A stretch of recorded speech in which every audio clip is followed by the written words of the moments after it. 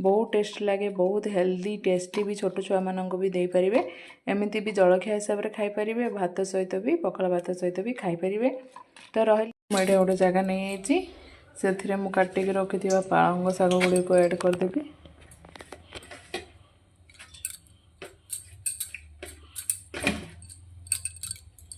ता सहित आम ऐड करवा गोटे पियाज लंबा लंबा काटिक ऐड करदे।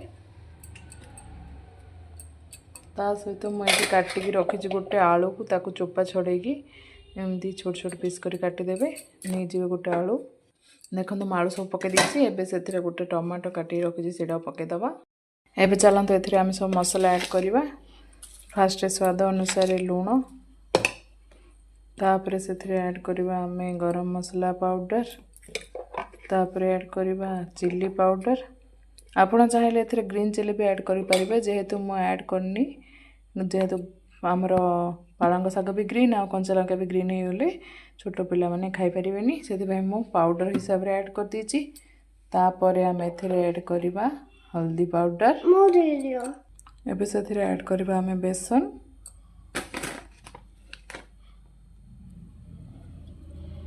एबे बुड़ी को भल भाव में मिक्स करदबा।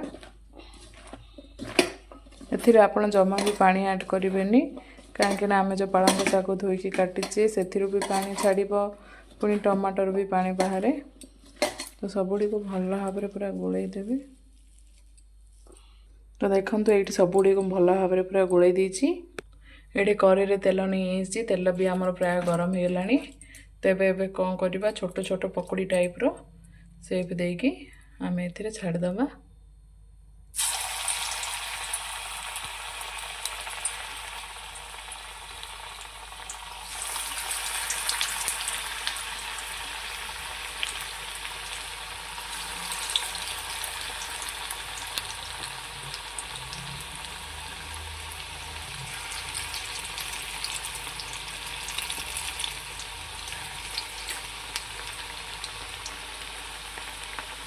देखो देव गोटे साइड हो गलानी, आपको आम उल्टे दबा। बेसी हाई फ्लेम रखेनि ना आमर पालंग शाग गुड़ पड़ीज। मीडियम फ्लेम रे ही करवा, आउटे हवा दमा।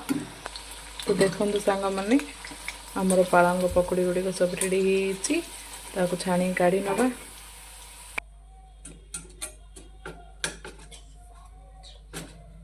तो एबे प्लेट काढ़ी नवा।